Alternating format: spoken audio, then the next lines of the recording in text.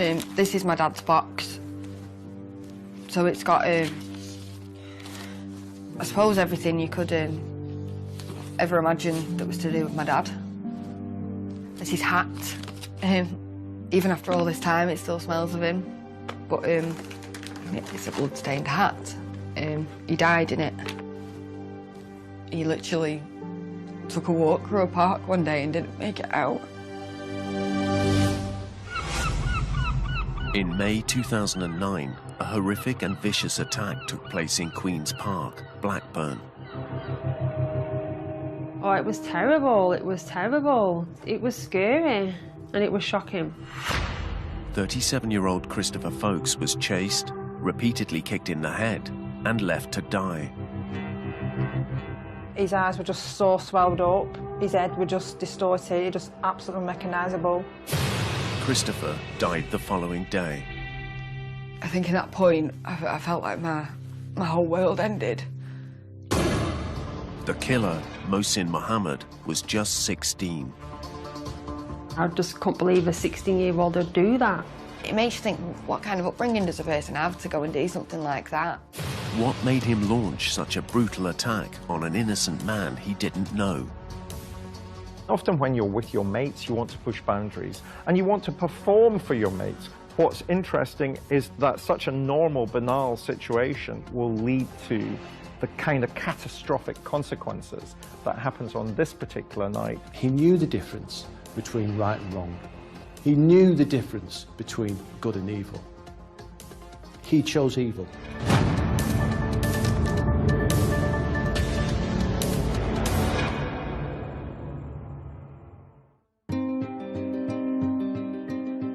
Christopher Folkes was a father, son, and brother.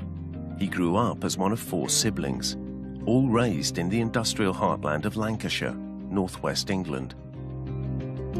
I grew up in a town called Blackburn, nice little town. It was a nice, really nice place to grow up. We had a very good family, we had a very good upbringing. There were me, my sister Rachel, my mum, my dad, my brother Jason and Chris. Like the rest of his family, young Christopher shared a passion for horses. As we got older, Chris got into horses. He really loved them, actually. He used to go up regular, I think probably every night to help my mum muck out and that. He had a really good relationship with horses, to be fair, really did. Yeah, I was into horses. Yeah, I used to come and help me and my mum a lot with horses and stuff. When Chris became a father aged 21, his young daughter Jamie Lee was introduced to another of her father's favourite pastimes. He was a computer geek, so he'd download lots and lots of films, and I'd sit and I'd watch films with him. And he tried to teach me how to play Tekken. Do you remember that fighting game on it was at the PS2 back then? I'd sit and play that with him, yeah. They had a good relationship. Chris loved her and Jamie loved him as well. But Chris's relationship with Jamie Lee's mother didn't last. They were together until I was 2 and then they broke up. And then I'd visit my dad over school holidays. And the breakup hit Christopher hard. Mum moved away, took Jamie out of Blackburn to Blackpool, so that really messed with Chris's head, did that. I was at home at the time and I do remember her and Chris trying to get custody of Jamie. Obviously she went with Mum. It was after the loss of his daughter that Christopher started using drugs. The problem started really was actually when he lost Jamie. I think that was his kind of coping mechanism, what at the time what he used. It started with diazepams, things like that, sleeping at night. Eventually, Chris began using heroin. It just got into harder and harder drugs. I think that was the way he coped, to be honest. But even through these dark times, Chris's love for his daughter kept him going. And as she grew older, she was introduced to his greatest passion. My dad taught me how to ride horses when I was about 7, I think. The first time I went on, I was really nervous and scared, so him and my aunt took us on a long trail, and he'd teach me how to keep my back straight and hold the reins properly, and he stayed with me like all the way, just constantly encouraging me really, saying, you can do it, you're really good at it, come on, keep going. I think it was one of the proudest days of my life, because I was so small and the horse was so big, it was dead terrifying. But yeah, he really wanted it best for her, he really did. We'd go over there and we'd do horse riding. I'd go see my grandma, we'd go for tea, see his friends. Which are quite nice, normal stuff considering he was a heroin user. As Jamie Lee grew up, Chris began to put his drug problems behind him. He'd gone on a programme and he'd stopped taking them. He was on methadone, I think, at the time. He was a man who had had his challenges with life, I think it's fair to say, which he was on the better side of. Just a few miles from Christopher's home, in the predominantly Asian community of Audley Range, lived 16-year-old Mohsin Mohammed. Like many other local teenagers, Mohammed enjoyed hanging out with his friends after school in an area known as Queen's Park. You'll see in many parks at certain times of the day, in the evening, particularly as the nights get longer and lighter, that you'll get youth congregating. Do they go there and drink alcohol? Of course they do. Is it any different than 5, 10, 15 years ago? Absolutely not. But the police kept an eye on the proceedings. The PCSOs would regularly go into the park and just mark the cards. They'd just make sure that they knew who they were, they knew their names, etc., etc. On May the 30th, 2009, Mohammed was with a group of friends drinking in Queen's Park. That same evening, Christopher Folks was planning to visit his mother, and at around 9 p.m, he called her to see if she could collect him from his home.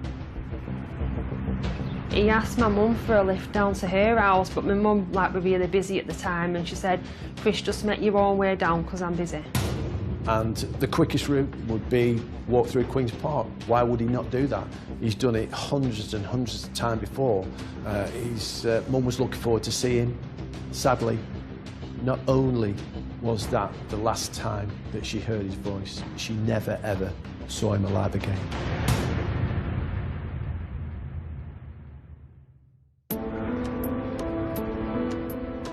May 30th, 2009 was a warm summer's day, and at around 9:15 p.m, Christopher entered Queen's Park on his way to visit his mother. The date happened at a really nice sunny day, and I was at my ex-partner's at the time, and we were going to meet at my mum's the day after. Yeah, I seen him on the day that he died. The thing where I'd fallen out with him over something, I never spoke to him for 6 weeks, and it was really strange because that day, we started talking again that day, which was really odd. And then I remember he had a drink of Coke and some biscuits, and then we arranged to go into town the next day.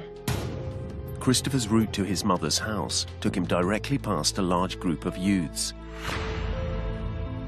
A number of youths had congregated there. Christopher had walked across the park there. There was obviously some exchange. I don't know what he was shouting, and I think Christopher realised that it was directed at him, so turned to the group, not in anyone in particular, and just said, you know, I don't know you, don't know what you're talking about, bro. Young men, especially if you are 14, 15, 16, are trying to work out how they be masculine, how they assert their gender identity. Often that means that we'll say that young men perform masculinity. They're trying out guises in relation to, this shows that I am a man, especially when they're in the company of their peers. The group of youths took exception to him and decided to chase him. I don't think Christopher was in the best physical condition. Bear in mind, he's in his mid-30s. You've got a young 16-year-old lad who's chasing after him, and he caught up with him. After it was a reasonable chase, he got to the trees by the lake and then swung a few punches at him and missed. So he sideswiped him, as I call it, kicked him to take his legs down. With Christopher on the floor, the attacker launched a gratuitous and brutal assault on his helpless victim. Initially, he was kicking him to the head, not just once, but several times, and it was with full force. It's a sustained attack. It's an attack in particular to the head of Christopher. To attack the head, to attack the face is about something that's very personal. These are the face, the head are the very physical symbols of our individuality. He's attacking Christopher as a person when he does this.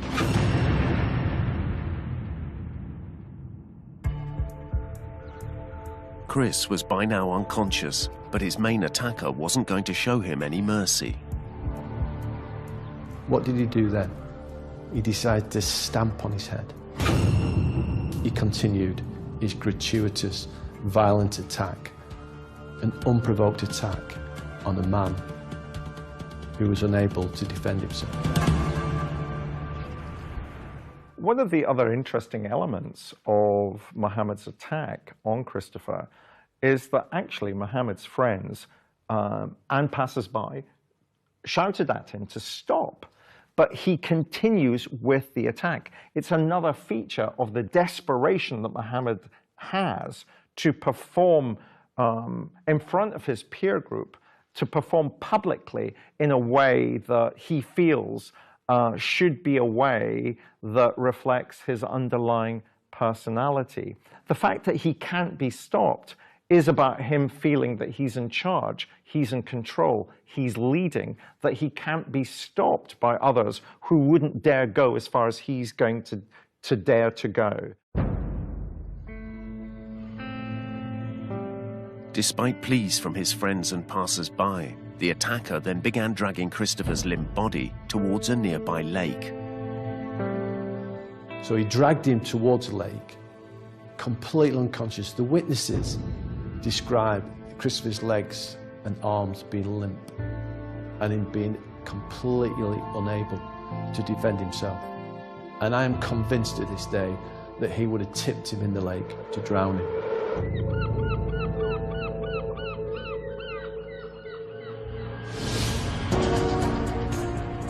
A man who was jogging past the scene witnessed the attack, and at around 9:30 p.m. he called the emergency services. The attacker overheard the call.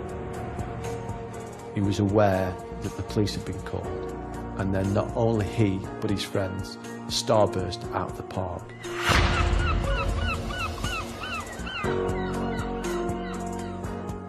One of the witnesses, the female who was walking Dogan, was actually a nurse, and so she was tended to him and provided him with some comfort and some medical help, the best she could, because obviously she was off duty. A few minutes later, paramedics arrived and Chris was rushed to hospital in a critical condition. He was in hospital, having been really, really badly attacked, and I think the prospects of survival were very, very remote. Chris's family were told of the attack by police. I'd just got home and received a phone call from Rachel, my sister, to say Chris has been beat up, he's in hospital. And we knew it was serious when we got there, and police were waiting for us. And then next thing, they told us we could go and see him. Oh God, he looked unrecognisable. He had like tears come out his eyes, there were blood tears. His eyes were just so swelled up. He just looked, his head was just distorted, he just absolutely unrecognisable. Obviously we knew he'd been attacked, but we didn't really know anything else. At the time, Jamie Lee was unaware her father had been attacked, as 2 days earlier they had had an argument about her decision not to go to university. He basically gave me a lecture, and I was a bit gobby on the phone to him, and he told me he wanted me to go to university, and I was adamant that I wasn't going to go, and I kind of told him I hated him and put the phone down. I didn't get to go and see him in hospital, but I wish I'd have got to say goodbye. Oof. I don't think at the time you felt you're going to lose that person because you're so close to him. So we at the time, we were just, I don't know, we're just like, come on Chris, you can do this. Chris was subjected to a range of tests for brain activity, but all came back negative. The nurse said to us that if he survived it, he was going to be a cabbage, and he'll literally have no quality of life anyway, but they said his heart will probably go before then anyway. Despite efforts to save him, the following morning, doctors informed the family that nothing more could be done for Chris, and his life support was withdrawn.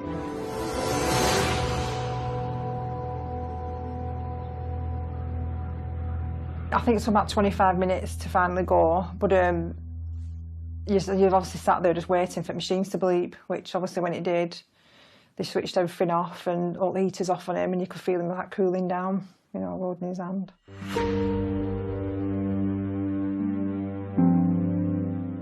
Chris was pronounced dead on the 31st of May 2009. He never hit me properly straight away. I was in shock. I didn't even cry for a long time because, like, I was literally in shock. So I couldn't believe what had happened. Police were sent to Jamie Lee's home in Blackpool to break the news to her that her father had died. I was sat eating my tea. I remember what I was eating. I was eating chicken pie with chips and beans, and the police knocked on the door. It is one of the worst roles that you have to do in the police, to knock on somebody's door and tell them that a loved one is not coming home. It's even more harrowing when the person who's lost a life has lost a life at the hands of a violent act. And they just said, you know, Christopher, they said, I'm afraid he was attacked in the park. I think it was the day before he was attacked.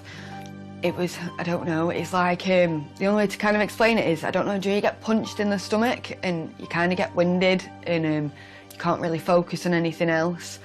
It was like that, and I just remember going, is he okay? And she told me that he died in the early hours of the morning. And I think in that point, I felt like my whole world ended. I just remember looking at my mum, and it was almost as though she felt my pain. I could see it in her eyes, and I couldn't look at her anymore. We've all been adolescents, we've all been growing up, we've all relied on people to support us during those difficult years, and then to have somebody removed from your life at such a crucial stage is just unimaginable for me. And I just kept thinking in my head, I told him I hated him, I told him I hated him, and it's probably the worst feeling in the world is knowing that he died thinking that I hated him.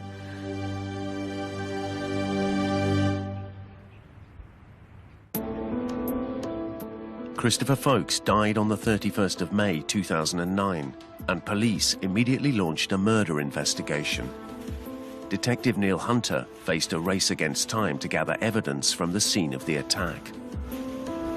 We didn't want any inclement weather to destroy the scene, disturb the scene. There was clearly blood on the tarmac. If there's wet blood, it's really important that we get that captured and pictured, because if there's wet blood on the ground, it's clearly the offenders are likely to be contaminated with that. While police collected forensic evidence, an autopsy was also underway to determine the exact cause of Christopher's death. We had a Home Office pathologist conduct an autopsy and a post-mortem. The post-mortem revealed that he died of head injuries that, you know, fractured the bones in the face and caused enormous swelling and bruising to the brain, which clearly was sufficient to kill Christopher. Initially, police had no idea if Christopher knew his attacker or not. Early reports suggested a large group had been in the park around the time of the attack, but to build a picture of what happened, they began to gather CCTV footage and made house-to-house inquiries in the roads surrounding Queen's Park. We knew that there'd been 10 youths, and as soon as they realised that the police had been called, they starburst, and they went out through different exits of the park. All those parks were overlooked by terraced houses, so we put a house-to-house plan together to be able to identify if they'd noticed any of the youths who had run away from the scene.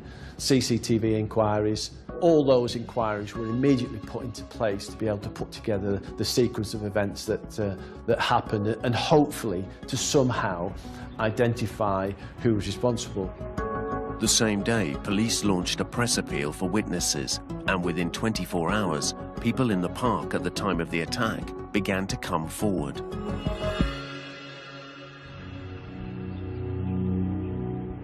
We were lucky because we'd got 3 really key and significant witnesses. One who was jogging in the park and a couple who were walking their Doberman dog who again come across the incident.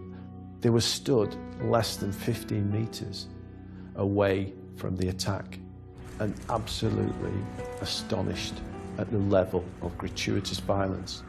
I just dread to think the impact that it had on them because it must have been horrible to watch.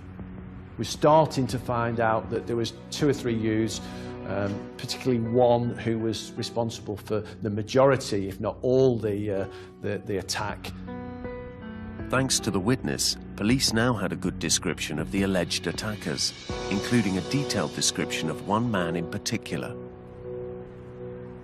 The main offender was described as an Asian youth in his teens, wearing a blue jumper with like a sports brand motif on the left breast, blue jeans and Adidas trainers. And you're thinking, yeah, okay, I'll have that as a good description. But what the police didn't have were names. Then there was a breakthrough in the case. Fortunately for us, that afternoon, the PCSOs had actually been in the park and had been patrolling and had seen this group of 10 or 14 youths. And they knew what they were wearing and they knew the names. Well, good old PCSO had been there that afternoon and said, well, I'm sure I saw Mohsin Mohammed. He's a bit of a lad. He's quick to use his fists. He was wearing a blue jumper, blue jeans, and I think he was wearing Adidas trainers. That was good enough for me. So dispatched a team to arrest him and also 2 others because there was 2 other people whose description was provided by the witnesses. So we ended up arresting 3 people and took them into custody. The arrests shocked both the police and Christopher's family when it was revealed Mohsin Mohammed was just 16 years old. I just couldn't believe a 16-year-old would do that. It makes you think, what kind of upbringing does a person have to go and do something like that? I just think you could line 100 16-year-olds up, 1,000 16-year-olds up. Not one of them would behave in that manner. Police had 24 hours to interview the suspects, but it was soon clear that Mohammed and his 2 co-accused were not going to cooperate with the police. They have all got the right of silence. Mohsin Mohammed elected to say nothing to us. He provided no information about where he was, whether he was in the park, what he was wearing, showed no remorse. He just sat there in silence and refused to answer every question that we put to him. With the suspects refusing to talk, it was vital police find some kind of physical evidence linking them to the crime. The people who were doing the arrest, we had behind them a search team to be able to search his house because we knew we were looking for a pair of Adidas training shoes. We knew we were looking for a pair of blue jeans and we knew we were looking for this blue sweater with the sport brand motif on the left breast. Disappointingly, we found none of them. Police knew the ferociousness of the attack meant it was highly likely Christopher's blood would be found on the attacker's clothing, and police soon received a tip-off as to where the clothing might be found. We established, through speaking to people in the community, that he's disposed of his clothing in a charity bin in a local mosque. We then decided to treat as a priority inquiry recovering the clothing. So we then negotiated with the mosque to be able to gain access to recover the clothing from the charity bin. So we then end up going to look at the charity bins. They're empty. The clothes from the mosque's charity bin had been collected by a van the previous day. Police knew they had to find the van before any potential forensic evidence was destroyed. We managed to trace the 2 people who'd done the collection. They were in a white Mercedes Sprinter van. While officers searched for the van, Detective Hunter applied for an extended warrant to keep the suspects in custody. I went to the court and got a warrant of further detention to keep Mohsin Mohammed in custody longer so that we'd time to speak to him.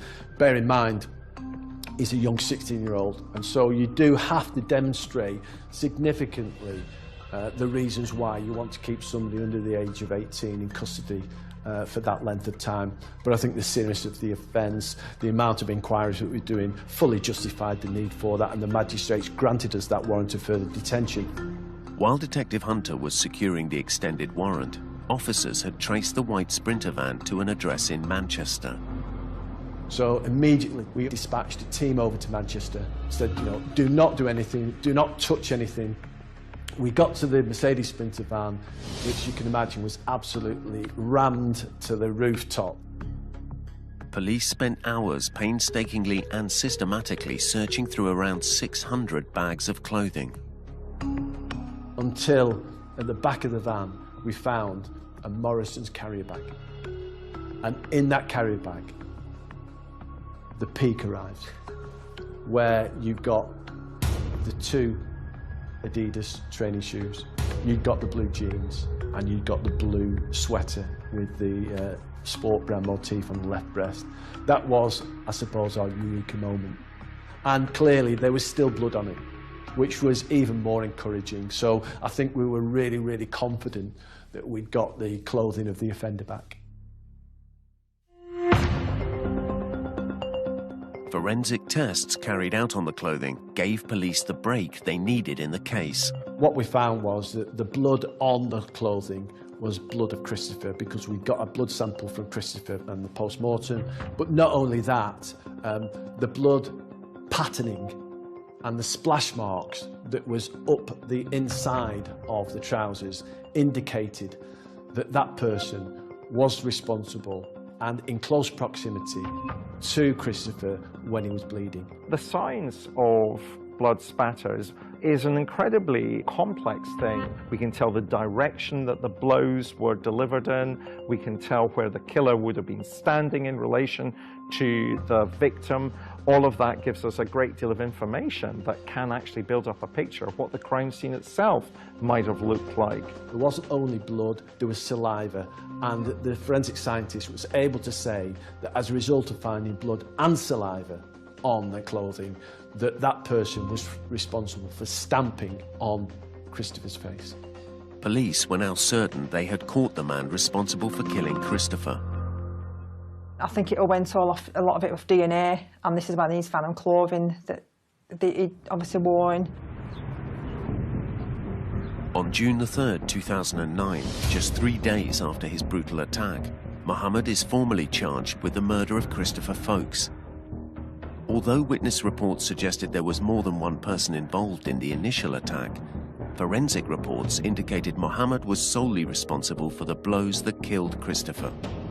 All that information we gathered together, put together as an initial case to sufficiently prove a prima facie case that this was the person responsible for murder. Well, we were able to then demonstrate that the 2 other people that we had in custody weren't responsible for any of the stamps or kicks to the head, and they were released no further action.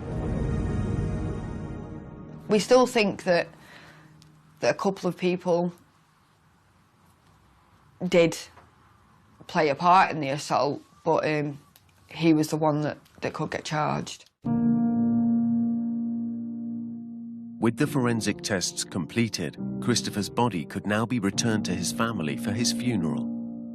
Because they needed him for so long after, by the time I'd have been able to go and actually see him in a funeral home, he was too decomposed, so I chose not to go. So the only time I really said my actual goodbye was probably at his funeral. But seeing my grandma for the first time was hard, because no mother should have to bury their son. I can't imagine how much pain she must have felt in that moment, and to this day, like, she must have a hole missing in her chest, because I do, and I think that was probably the hardest part, was looking at her and knowing she'd lost her baby, and it's heartbreaking.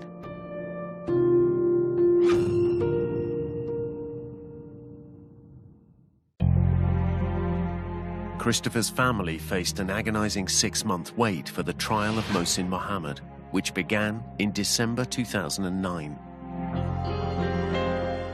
Pleaded not guilty, considering all the evidence against him. And took his chance on a trial to see whether he could get off this offence.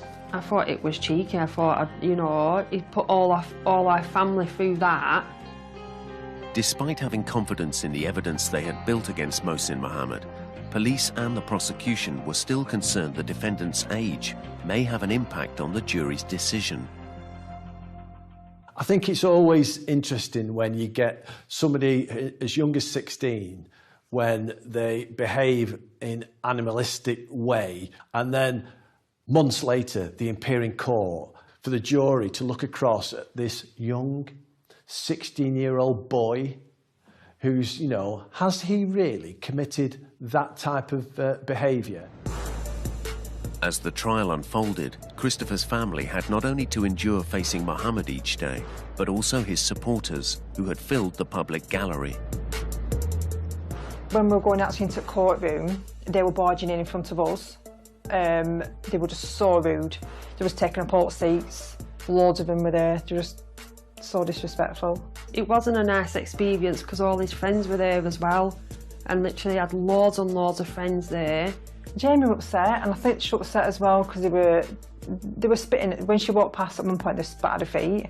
Mohsin didn't seem bothered at all. He just sat there staring with this smirk on his face. Can't imagine what was going through his head to sit there with this smug look. In court, Mohammed is cocky, cocksure, arrogant. It's again another way of trying to perform masculinity, of being in charge, of feigning disinterest and being in control of a process in which he has no control over at all. He's being held to account by the court, and the last thing that he wants to have done is to be held account for what it is that he's done to Christopher. It was during the evidence of the witnesses that the family heard the graphic description of what happened in the park. One lad gave evidence and they said how Mohsin Mohammed decided to take it upon himself to chase my dad. If anything, he'd have been frightened and probably intimidated by him with the crowd that they were. He chased him and he continuously tried to punch him in the back of the head as he was running away. So my dad fell to the ground and he repeatedly stamped down on his chest and his head and his body. One of the witnesses said the impact was that hard that it rocked my dad backwards and forwards. His own friends had told him to stop and he wouldn't. A woman who was a nurse, she begged them to stop attacking him. The shock, the horror of what they observed on that, you know, sunny evening in Blackburn that'll probably remain with them for the rest of their life. And I think it's, you know, those are the important pieces of information that you're able to get across to the jury, to be able to say, you know, these are really, really decent, nice, law-abiding citizens, and they can be believed. I probably can't imagine how scared he was or how much pain he was in. And I think that's harder because I think at that point he probably knew that he wasn't going to make it out of there. And I don't know how, as a person, you process that thought or that feeling of, this is it now, I'm going to die. Forensic evidence was also crucial in proving it was Mohsin Mohammed that delivered the killer blows. The consistency of the blood splatter up his jeans and on his trainers was consistent with stepping into wet blood or stamping into wet blood, and there was no pooling of blood around my dad, so he had to have stamped down on him. What could he possibly have gained from doing that? I don't think I'll ever understand it. I don't know why you'd do it. I think that will always be the question, is why. On December the 16th, 2009, after a week-long trial, the jury retired to consider their verdict. We were sent out of the courtroom for the jury to go and make their decision. The feeling in the pit of my stomach, trying to second guess what the foreman of the jury is going to come out with, and is he going to, or is she going to utter those immortal words, guilty or not guilty. The jury's decision was unanimous. Mohammed was guilty of murder.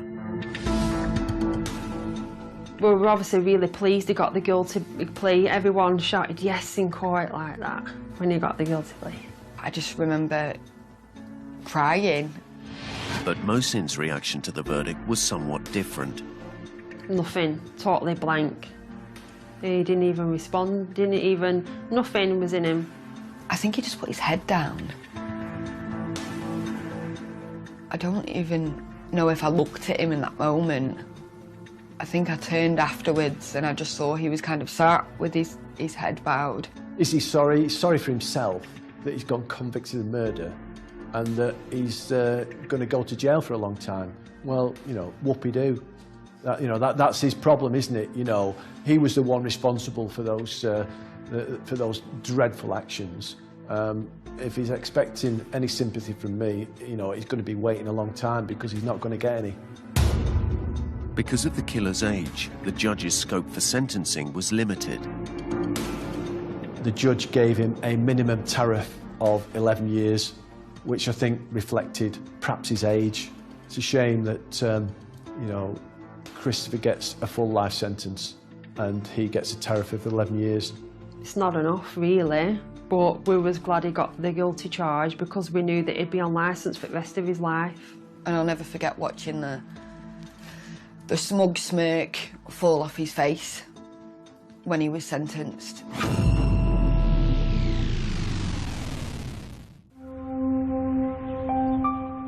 Two years after watching her father's killer jailed for 11 years, Jamie Lee gave birth to a son, whom she named Christopher in honour of her father.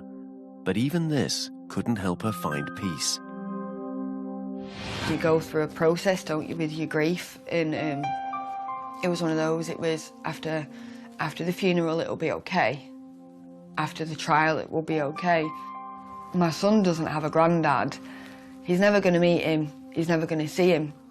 And what happens when my son asks me what happened? What do I say?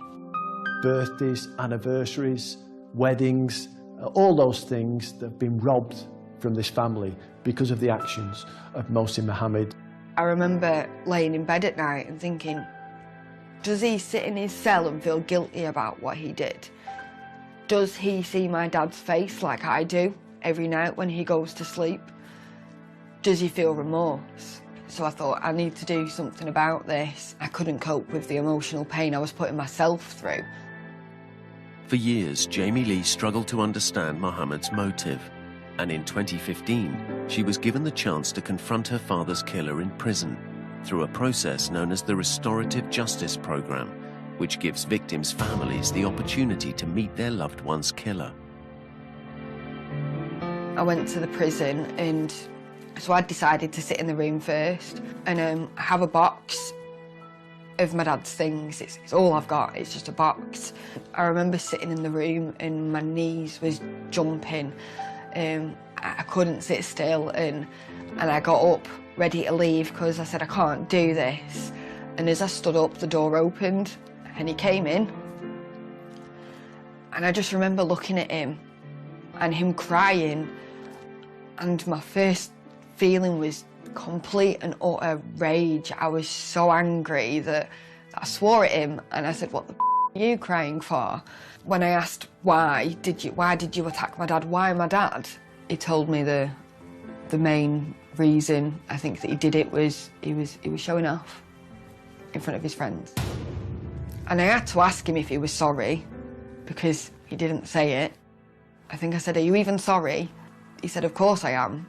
And I said, but you've not said it. He said, I don't want it to mean nothing.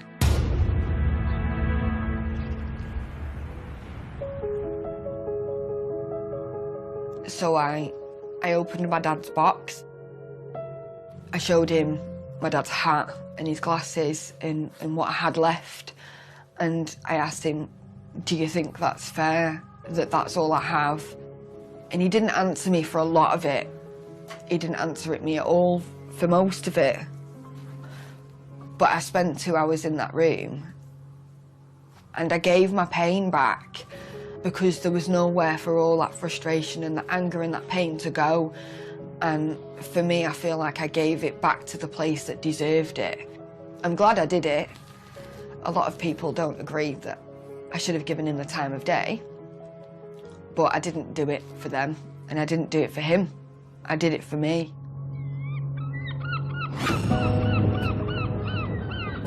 After finally processing her pain, Jamie Lee was able to move on with her life and fulfill one of her father's last wishes, that she attend university. I signed up to uni and I went and I completed my degree. A lot of people tell me, you know, your dad would be extremely proud of you, don't you? But it'll never be him telling me. But Jamie Lee's joy was short-lived. In 2016, Mohammed successfully appealed his sentence and it was reduced by 13 months. In 2020, he was released from prison, having served just under 10 years. We were told if he goes to visit for parole, he'll never get it first time, and he did. Which we were really shocked by that. Like a kick in teeth, really, because he's only in his 20s, isn't he? Mid-20s. He's got his life to lead. When I found out Mohsin got released, I walked out the room because I didn't want my son to see me that heartbroken.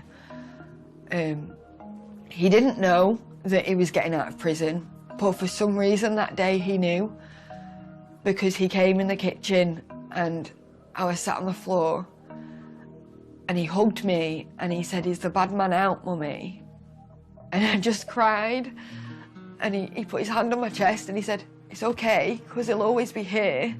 He's always with us." And oh wow, it gets me more than anything.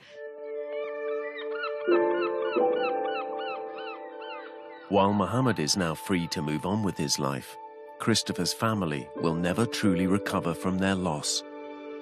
It's had a big impact on Jamie Lee, a very big impact. Jamie feels a lot of guilt. I think she wishes she made more effort with Chris, because Chris always used to reach out. I mean, it's not her fault. It's just you don't think things like this are going to happen, do you? I've always said to myself, just be kind, because you never know when the last time you're actually going to speak to somebody is. So I always try and avoid conflict, and I'll try and resolve things a lot sooner than I probably would have done back then.